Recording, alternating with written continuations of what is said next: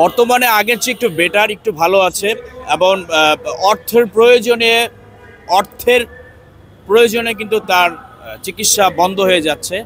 তো দেশবাসীর কাছে একটা অনুরোধ আবেদন করব, আপনাদের যার যতটুকু সামর্থ্য আছে, একটা গরিব ছেলে, একজন দুস্থ পরিবারের একটি ছেলে, তার অবশ্যই আপনাদের সাহায্যের হাতগুলো বাড়িয়ে দিবেন।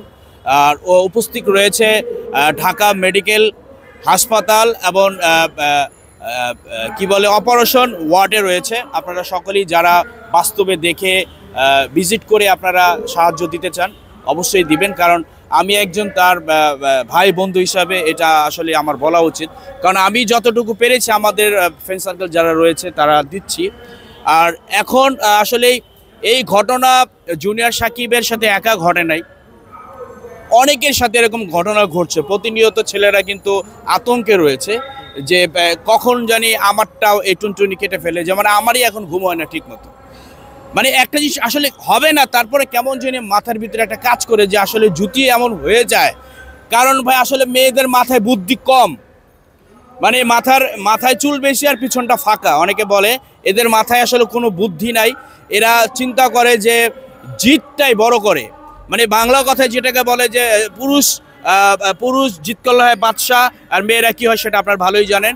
তো আসলে এই জন্য বলছি যে মেয়েরা যা কিছু করে পর অনুতপ্ত করলে তো কাজ হবে না। এখন একটা মানুষের তার জীবন শেষ করে যদি অনুতপ্ত হই, এতে লাভ হবে না। আমার মনে হয় যে এই যারা বাংলাদেশের অনেক আনাচে কানাচে ঘটনা ঘটছে, অবশ্যই এর একটা বিচার হওয়া উচিত এবং এমন আইন হওয়া উচিত যেন আর কোনো মেয়ে সহজে যাতে এগুলা আর না করে।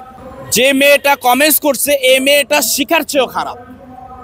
শিখা যদি খারাপ হয় 90% হচ্ছে 120% খারাপ। না হলে চিন্তা করেন যে ছেলেটা মুমূর্ষ অবস্থায় হাসপাতালে মৃত্যুর সাথে পাঞ্জা লড়ছে, সেই ছেলেটাকে নিয়ে নেগেটিভ কমেন্টস করছে। আরে ভাই, যদি এই পৃথিবীতে সকল মেয়ে ভালো থাকতো, যদি দুধের দোয়া তুলসী পাতা হতো, তাহলে এই যে পরকীয়া, বিভিন্ন জায়গায় পরকীয়া হতো না। পরকীয়ার সাথে এখন অনেকেই আছে যারা প্রবাসে থাকে। প্রবাসে দেখা গেল একটা লোক প্রবাসে থাকে, সে দীর্ঘ 20 বছর ধরে প্রবাসী ইনকাম করে টাকা পাঠাচ্ছে দেশে, আর তার ওই মহিলার বয়স হচ্ছে 40 বছর।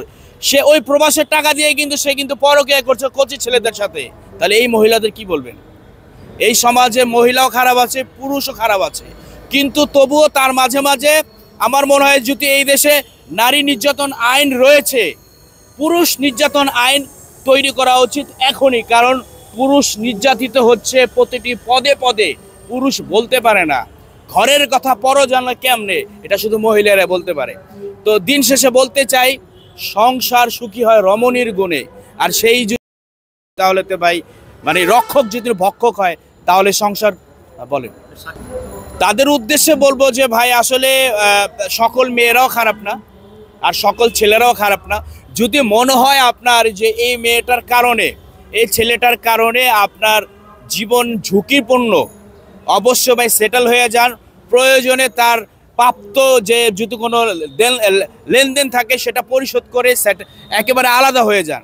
না হলে এমন ঘটনা ঘটবে তারপরে আর কুল কিনারা পাইবেন না। যেমন এই ছেলেটারে অনেকবার বলা হয়েছে যে তুমি ভাই আলাদা হয়ে যাও, দূরে থাকো, দরকার হলে দেশ ছেড়ে চলে যাও। এই ছেলে মনে করছে যে এমন কিছু ঘটনা হবে না, এমন কল্পনাও করতে পারে না। যদি একটু মানে ইঙ্গিত পেত তাহলে কিন্তু ওই ছেলে কখনোই মেয়ের সাথে সংসার করতো না।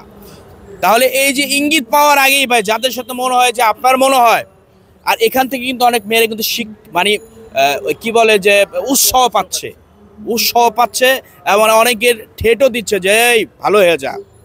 তো ভালো তো ছেলেদের ভালো হলে হবে না, মেয়েদের ভালো। আমি তো বললাম এই পৃথিবীতে দেবদাস কিন্তু রয়েছে, পার্বতীকে ভালোবেসে তার সারা জীবন চিরকুমার ছিল। এই পৃথিবীতে কোনো মহিলা আছে দেবদাসের মতো রয়েছে? এরা আসলে শুরু থেকে এরা নিজের স্বার্থটা ভালো বোঝে। তো আসলে এই কারণে বলতে চাচ্ছি যে সম্পর্ক রিলেশন করার আগে অনেকবার যাচাই বাছাই করে উচিত, ছেলে হোক আর মেয়ে হোক।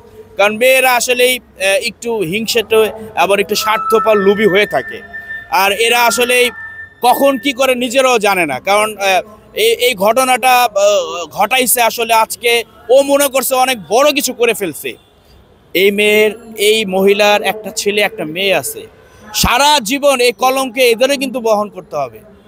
মেয়েটাকে ভালো মানুষ বিয়ে করবে? এই মহিলার মেয়েটাকে ভালো মানুষ বিয়ে করবে? আমার মনে হয় কখনোই না।